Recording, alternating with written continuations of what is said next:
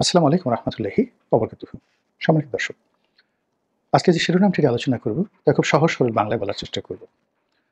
আমাদের এই দেশে নতুন করে অসংখ্য মির্জাফর তৈরি হয়ে গেছে এবং আমাদের এই মানচিত্রের উপর, আমাদের পতাকার উপর এবং আমাদের এই ভূখণ্ডের উপর, এই ভূখণ্ডের মাটি, মানুষ, ফসল, নদী-নালা, খাল-বিল, পাহাড় পর্বতের উপর বিদেশি শকুনের নজর পড়েছে।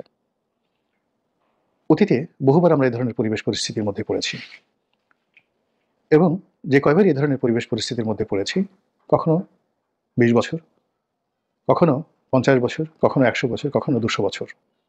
এমনকি ২০০ বছরের উপরেও ৩০০-৪০০ বছর আমাদেরকে পরাধীনতার গোলামির যে জিঞ্জির, সেই জিঞ্জির পড়ে বেড়াতে হয়েছে। বর্তমান মীর জাফর সম্পর্কে কিছু বলার আগে অতীতের মীর জাফর নিয়ে কিছু বলা আবশ্যক। আর বাংলার এই জমিনে কেন বারবার মীর জাফর তৈরি হয়, এই বিষয়েও কিছু দার্শনিক বক্তব্য যেটা আমি জানি আপনাদেরকে বলার চেষ্টা করছি। আপনারা জেনে খুশি হবেন যে মহান আল্লাহ রাব্বুল আলামিন আমাদের এই গাঙ্গেয় বদ্বীপটি যেদিন থেকে তৈরি করেছেন এবং এই অঞ্চলে যেদিন থেকে মানুষের বসতি স্থাপন করেছেন আল্লাহ রাব্বুল আলামিন, এই ভূমির গঠন, এখানকার সুপেয় পানি, এখানকার নির্মল বাতাস এবং এখানকার বিস্তীর্ণ ফসলের মাঠ, ফল ফলাদি, এগুলোর যে রূপ, রস, গন্ধ, স্বাদ পৃথিবীর আর কোথাও নেই।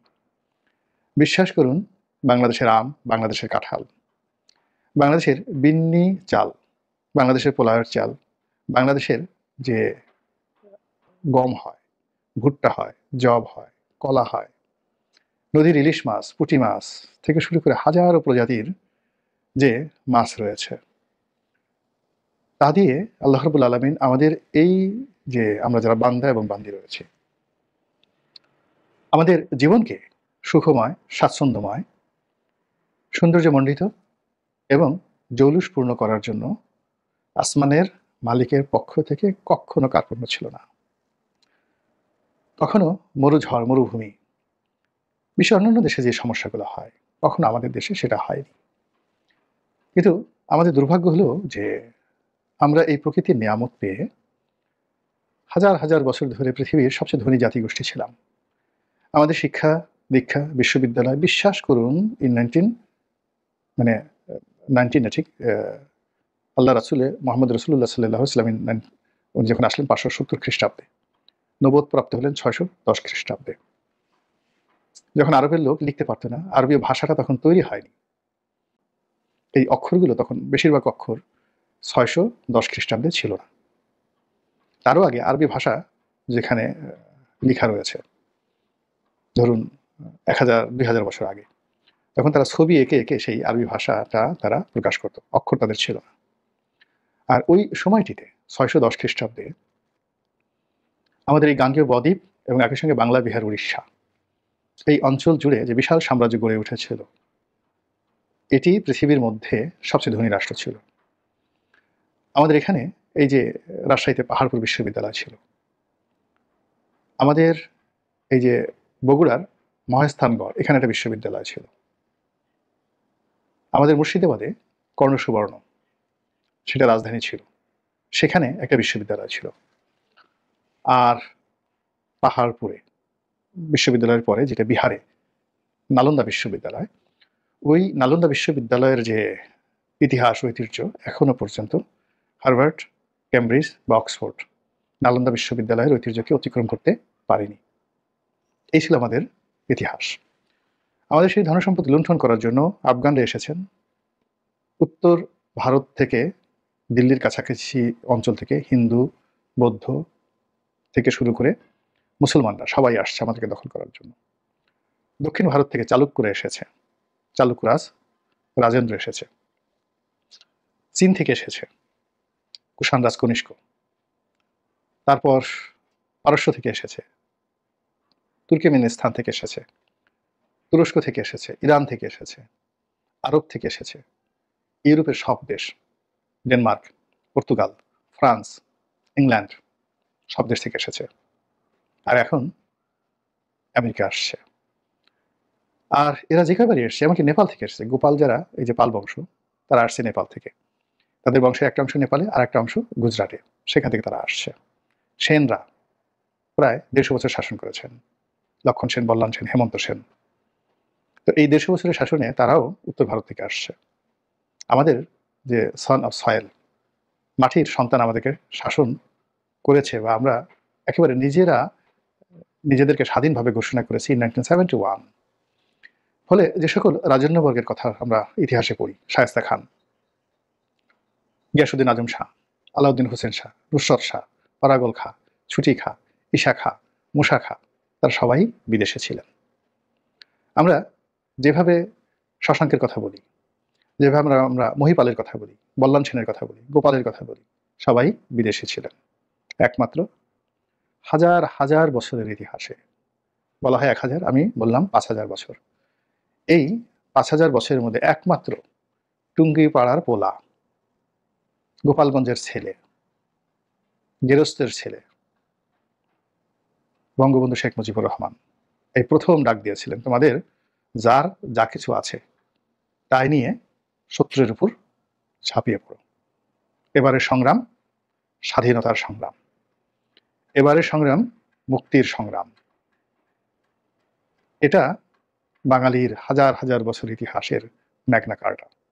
এটাই স্বাধীনতার ঘোষণা, এটাই ডিক্লারেশন অফ ইন্ডিপেন্ডেন্স। আমি আন্তর্জাতিক ইতিহাসের একজন ছাত্র। এইরকম একটি ঘোষণা আপনি দেখান তো জর্জ ওয়াশিংটনের মুখ থেকে বের হয়েছে, ঠিক এরকম একটি ঘোষণা নেলসন ম্যান্ডেলার মুখ থেকে বের হয়েছে। যেভাবে 1971 সালের 7ই মার্চে তিনি যে বক্তব্য দিয়েছেন, ঠিক এরকম শব্দ, এরকম কণ্ঠ, এরকম উদাত্ত আহ্বান, মানুষকে পাগল করে দেওয়ার মতো যে কবিতার মতো করে সংগ্রামের আহ্বান দেখান তো ইয়াসির আরাফাতের মুখে এসেছে কিনা, মহাত্মা গান্ধীর একটা ভাষণ, পণ্ডিত জওয়াহরলাল নেহরুর একটা ভাষণ, এমনকি যে নেতাজি সুভাষচন্দ্র বসু, শরৎ বসু, কিংবা শেরে বাংলা ফজলুল হক, কেউ বঙ্গবন্ধুর মতো এইভাবে কবিতা রচনা করতে পারেনি।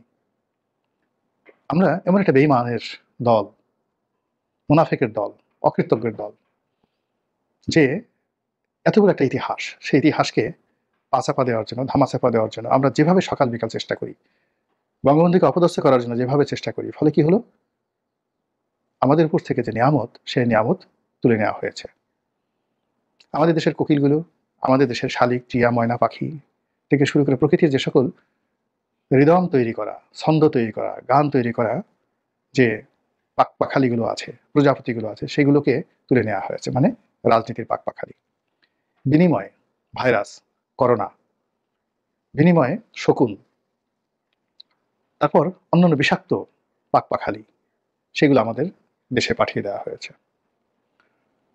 আমাদের এই প্রকৃতিতে যে সকল গাছ, লতা, গুল্ম, পাতাবাহার, ফুল সৌন্দর্য বর্ধন করে, রাজনীতির অঙ্গন থেকে সে সকল সৌন্দর্য তুলে নেওয়া হয়েছে। এখানে বিধাতার আক্রোশ এবং ক্রোধের ফসল হিসেবে ধুত্রার বিষ, ধুত্রা গাছ, ধুত্রা ফলে সারা বাংলাদেশ তছনছ হয়ে গেছে। ফলে আজকে আমাদের যে স্বাধীনতা, আমাদের যে সার্বভৌমত্ব, একবারে কি ভেবে দেখেছেন যারা দেশের বাইরে থাকেন বা যারা দেশের বাইরে যান, ওই বিদেশের মাটিতে দাঁড়িয়ে যখন পথ করে আপনি দেখেন যে বাংলাদেশের পতাকা উড়ছে, কিংবা কোনো বিদেশি, সেটা হিথ্রো এয়ারপোর্ট হোক, কিংবা নিউ ইয়র্কের কোনো বিমানবন্দরে হোক, জাপানের কোনো বিমানবন্দরে হোক, বাংলাদেশ বিমানের একটি ফ্লাইট বা একটি এয়ারক্রাফট যখন আপনি সেই বিমানবন্দরে দেখেন, বুকে হাত দিয়ে বলেন তো আপনার কাছে কেমন লাগে? সেই যে অনুভূতিটি, সেই অনুভূতিটি আবার ধ্বংসের মুখে পড়েছে। আমাদের এই দেশে যে প্রকৃতি এবং পরিবেশ, সেই প্রকৃতি এবং পরিবেশের কারণে বেশিরভাগ সময় আমরা বেখেয়াল থাকি। আমাদের এই যে এখন আমাদের বিদেশে গিয়ে কর্ম করেন, কিন্তু বিশ্বাস করেন হাজার হাজার বছর ধরে সারা পৃথিবীর মানুষ আমাদের দেশে আসতো কাজ করার জন্য। আরবরা এসেছে, আফগানরা আসছে পেস্তা বাদাম নিয়ে, কিসমিস নিয়ে, লবণ বিক্রি করার জন্য ইউরোপের বণিকরা এসছে লবণ বিক্রি করার জন্য। আমাদেরকে আল্লাহর মেহরবানিতে যেতে হয়নি। তা আমরা এই আজকের যে দারিদ্রতার মধ্যে পৌঁছে গেছি কেবলই মাত্র জগৎ শেঠ এবং মির্জাফরদের জন্য। আমাদের মসলিন, আমাদের এখানকার তৈরি মসলিন, আমাদের তৈরি চিনি, আমাদের চাল, ডাল, আটা, ময়দা, আমাদের চাহিদা মিটিয়ে সারা দুনিয়াতে আমরা রপ্তানি করতাম 1756 সালের আগ পর্যন্ত। আমাদের দেশের রাজরাজাদের দরবারে ইউরোপ আমেরিকার রাজরাজারা তাদের রাষ্ট্রদূত পাঠাতেন একটু ব্যবসা করার অনুমতির জন্য। আমাদের এই ভূখণ্ডে মুঘলরা যে ইতিহাস তৈরি করে গেছেন, সুলতানরা যে ইতিহাস তৈরি করে গেছেন, সমসাময়িক দুনিয়াতে পৃথিবীর অন্য কোনো রাজদরবার মুঘলদের মতো এরকম জাঁকজমকপূর্ণ ছিল না। এই সব বৈশিষ্ট্য, সব ক্যারেক্টারিস্টিক্স নষ্ট করেছে মীর জাফরের দল এবং জগৎ শেঠের দল। এদের চরিত্র, আচরণ, বেড়ে ওঠা, কর্মকাণ্ড সব কিছুর মধ্যেই একটা দাবিদারি স্বভাব ছিল। মীর জাফররা একদিনে তৈরি হয় না। এরা দীর্ঘদিন ইংরেজদের নুন খেয়েছে, বিদেশিদের নুন খেয়েছে। জগৎ শেঠরা একদিনে তৈরি হয় না। এরা সারা দুনিয়াতে সুদের ব্যবসা করেছে। আপনারা জানেন যে মানে ওই মুহূর্তে অর্থাৎ জগৎ শেঠ যতদিন ছিলেন, আজকে সারা পৃথিবীতে যেভাবে রথচাইল্ড পরিবার, ইহুদি পরিবার ব্যাংকিং ব্যবস্থা নিয়ন্ত্রণ করছে, তখন ওই সময়টাতে সারা দুনিয়ার ব্যাংকিং ব্যবস্থা তারা নিয়ন্ত্রণ করতো। যারা নিয়ন্ত্রণ করতেন তারা ছিলেন এই জগৎ শেঠ পরিবার। No American company, no British company, এই জগৎ শেঠরা ছিলেন। সারা দুনিয়াতে সুদের ব্যবসা করে বেড়াতেন। তো সেই জগৎ শেঠদের কবলে যখন বাংলাদেশ পড়েছে, আর সে সকল জগৎ শেঠের সাথে যখন বিদেশিরা হাত মিলিয়েছে, তখনই বাংলাদেশে একটা পলাশি হয়েছে।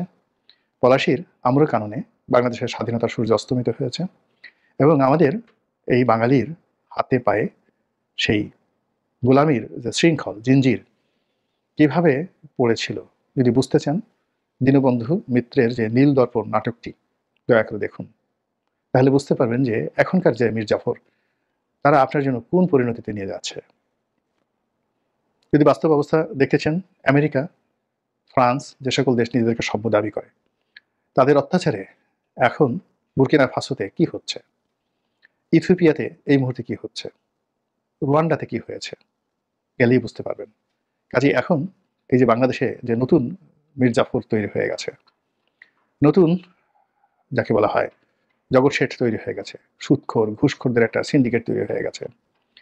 যেভাবে বিচারের নামে অবিচার চলছে, যেভাবে সুশাসনের নামে কুশাসন চলছে, যেভাবে মানুষের জীবন জীবিকা, ইজ্জত, মান, সম্মান, আব্রু নিয়ে টানাটানি হচ্ছে, যেভাবে স্বাধীনতা এবং সার্বভৌমত্ব বিক্রি করার জন্য, বিকিয়ে দেওয়ার জন্য, জলাঞ্জলি দেওয়ার জন্য মানুষের মধ্যে প্রতিযোগিতা শুরু হয়ে গেছে, তাতে করে আমরা যদি সচেতন না হই, আমরা যদি রুখে না দাঁড়াই, তাহলে সেই আগের মীর জাফর দ্বারা, আদি মীর জাফর দ্বারা এই দেশ এবং জাতির যে ক্ষয়ক্ষতি হয়েছে, তার চেয়ে আরো অনেক অনেক বড় ক্ষতি, অপমান, লাঞ্ছনা এবং গঞ্জনা আমাদের জন্য অপেক্ষা করছে। মহান আল্লাহ আমাদের সবাইকে হেদায়েত দান করুন এবং হেফাজত করুন। আসসালামু আলাইকুম ওয়া রাহমাতুল্লাহি ওয়া বারাকাতুহু।